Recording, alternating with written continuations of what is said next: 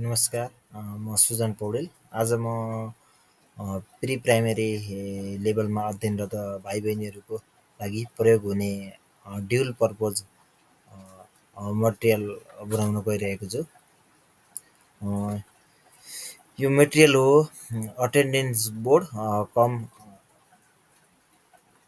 Geometrical ceps को concept दिने सामग्री। मैले चाहिँ बोर्ड 14 बाइ 16 इन्चको लिएको छु। एक साइडमा एटेन्डेन्स बोर्ड रहन्छ भने अर्को साइडमा चाहिँ ज्योमेट्रिकल सेप्स बनाउने योजना रहेको छ। एटेन्डेन्स बोर्डको लागि मैले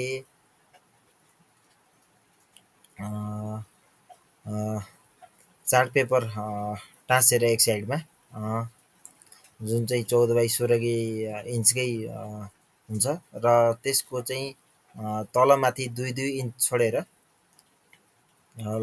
35वटा 2 इन्चको एउटा चाहिँ 2-2 इन्च को चाहिँ क्षेत्रफल भएको 35वटा कोठा बनाउँछु भने सो 35वटा कोठा चाहिँ प्रत्येक कोठामा काँटी ठोकिएको हुन्छ। काँटीमा चाहिँ कार्ड झुन्डाइन्छ। त्यो कार्डको दुवैतिर रातो र हरियो रङ प्रयोग हुन्छ।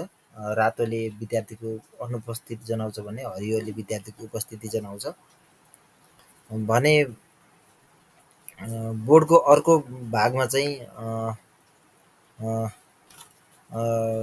ज्योमेट्रिकल सेप्सको आइडिया दिने कन्सेप्टहरू को लागि चाहिँ केही चित्रहरू टाँसिन्छ। जस्तो सर्कलको, अब स्क्वायरको, रेक्टेङ्गल आफैमा बोर्ड आफैमा रेक्टेङ्गल भयो भने ट्रायङ्गलको, पेन्टागनको र त्यो सेप्सहरू चाहिँ एउटा चाहिँ ज्योमेट्रिकल सेप्स भनेर एउटा सिलिन्ड्रिकल सेप्समा लेखिएर त्यो टाँसिन्छ। जसले गर्दा 5-6वटा चाहिँ बेसिक कन्सेप्ट्सहरू चाहिँ बालबालिकालाई दिन सकिन्छ भने त्यो बोर्ड को एटेन्डेन्स बोर्डपट्टिको भागमा हामीले बालबालिकाको चाहिँ ज्योमेट्रिकल सेप्स चाहिँ त्यो कन्सेप्टलाई चाहिँ त्यो एब्स्ट्र्याक्ट कन्सेप्टलाई कङ्क्रिट रूपमा चाहिँ बुझ्नको लागि अथवा बुझाउनको लागि हामीले रबर ब्यान्डहरूको प्रयोग गरेर एटेन्डेन्स बोर्डलाई नै जियो बोर्डको रूपमा पनि प्रयोग गरेर त्यो रबरहरूको माध्यमले